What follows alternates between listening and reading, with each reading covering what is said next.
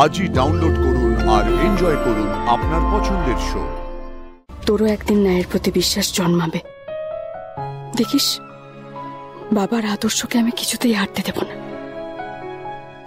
আমার শরীরটা ভালো লাগছে না দিদি, একদম ভালো লাগছে না। ও দেখে এই ভানুকে আমি এক্ষুনি বলছিলাম, জানিস তো তুই বড্ড বেশি খাটাখাটনি করছিস। তোর কি এত পাকামি করার কি দরকার আছে? হ্যাঁ, একা একা ওদের মধ্যে ঘোরার কি দরকার আছে?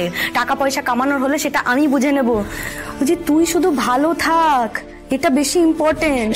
ঠিক আছে, তুই চ তো আমার কাছে একটু এখানে আয়, তুই শুবি চ, আমি তারপর একটু বেরোবো। হ্যাঁ, যাস না প্লিজ, আজকে কোথাও যাস না দিদি, প্লিজ। আরে প্লিজ আমাকে ছেড়ে আজকে কোথাও যাস না। আমি দেখ, আমার শরীরটা আজকে সত্যি ভালো লাগছে না, একদম ভালো লাগছে না। আমার বাবার কথা খুব মনে পড়ছে আমার। প্লিজ যাস না, আজকের দিনটা আমাকে ছেড়ে কোথাও যাস না প্লিজ। আমি যাইনি উজি, আমি কোথাও যাইনি। তুই এদিকে আয়, শুবি আয়, আমি যাবো না। ঠিক আছে, আয় এদিকে, এখানে এখানে, হ্যাঁ এদিকে। কি অবস্থা, আয় বস তো, বস। তুই একটু দাঁড়া, আমি আসছি। হ্যাঁ, যাবি না তুই কোথাও আমাকে ছেড়ে? যাবি না প্লিজ। আমি যাব না, আমাকে ওরা থাকবে। একটু ভাগাতে দে ভানুদেরকে, 2 মিনিট দে। তুই তুই তুই একটু আমাকে সময় দে, তারপর খাওয়া দাওয়া করে তোমাকে আমি ঘুম পাড়িয়ে দেবো, কেমন? বাবা আসছি তারপর। এই দাঁড়িয়ে আছিস কেন? রাত হয়েছে, বাড়ি যা, যা যা যা। ওই প্ল্যান একদম সর্ট আউট আছে। হ্যাঁ, প্ল্যান কিন্তু কোনো চেঞ্জ হবে না, যা প্ল্যান ছিল তাই হবে। উজিকে আমি ঘুমটা পাড়িয়ে ঠিক সময় মতো চলে যাবো। যা যা।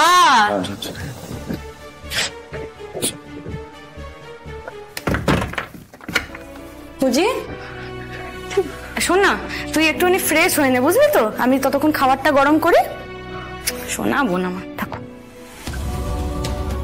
মিথ্যে বলে হলেও তোকে আমি আটকাবই দিদি। দুনিয়ায় কি শুধু অন্যায় যেতে?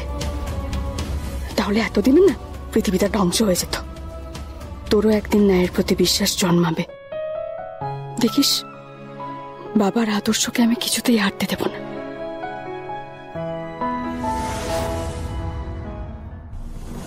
কি ব্যাপার, আজকে এত দেরি হচ্ছে কেন? যাই হোক, 10:30টার মধ্যে ঢোকার চেষ্টা করুন। রাস্তায় কোথাও গাড়ি দাঁড় করাবেন না, চারিদিকে যে অবস্থা, চুরি ছিনতাই তো লেগেই আছে। যাক, আর হ্যাঁ, রুট ফলো করবেন, কেমন? হ্যাঁ স্যার, একদম। স্যার, কালেকশন করতে আর বেশি সময় লাগবে না। ঠিক আছে? ওকে, ঠিক আছে।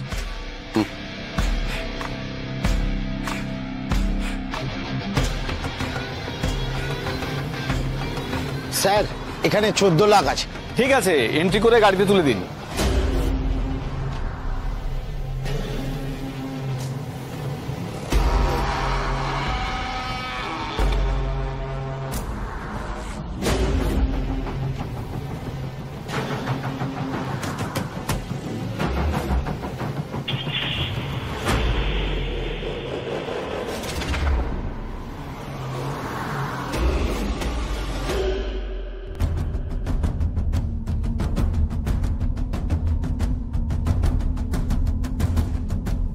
কাকু, ঋষি কি কোথাও বেরিয়েছে জানো?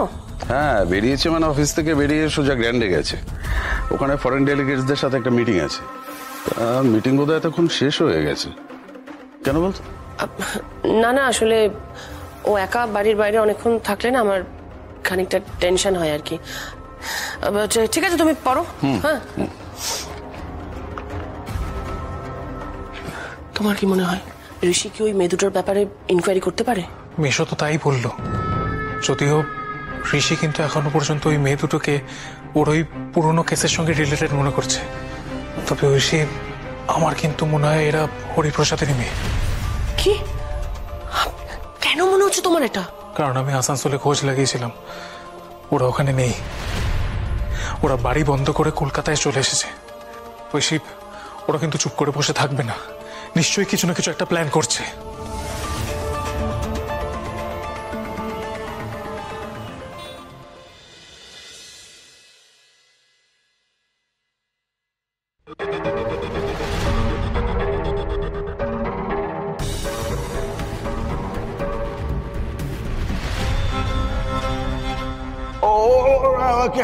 আমাকে ঠকিয়ে দিল। আমি ওদের অফিসে গিয়েছিলাম টাকাটা আনতে, টাকাটা আনতে গিয়েছিলাম, কিন্তু ওরা আমাকে গলা ধাক্কা দিয়ে বার করে দিয়েছে। হঠাৎ করে বার করে দিয়েছে মানে? কে কে বাবা? কে বাবা? ঋষি ব্যানার্জি?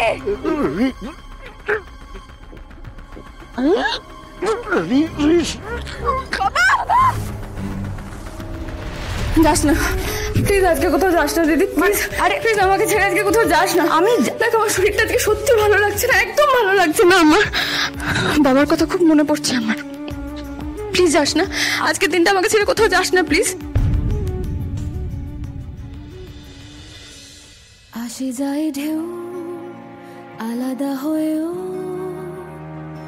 জুড়ে থাকে দুই কিনারে, ঝুমে থাকে মন সারাটা জীবন, মিশে যেন আলো আধারে। আমি দিন তুই রাত, আমি ভোর তুই চাঁদ, একটাই সুতোয় গাঁথা, জুড়ে থেকেও আলাদা জোয়ার ভাটা, জুড়ে থেকেও আলাদা জোয়ার ভাটা। ওপারে বর্ষা এপারে ঝড়, ভাঙা গড়া নিয়ে ঘর, সরে যাই যে যতই দূরে, জুড়ে স্বপ্ন দেখে চোখেরা, আমি সীমাহীন তুই পাহারা, আঘাত কালো সাদা জোয়ার ভাটা।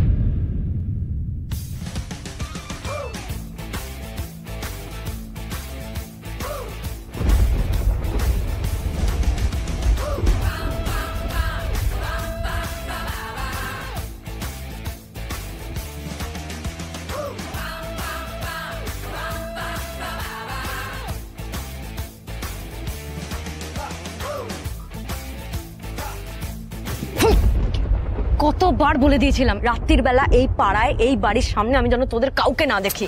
জানিস কেউ তোদেরকে দেখে ফেললে কত বড় কেস হবে। আরে বাবা সরি, মাথা থেকে বের হয়ে গেছিল, হবে না। শোন তাড়াতাড়ি চল, আমি যে খবর পেলাম গাড়ি নিয়ে বেরিয়ে গেছে।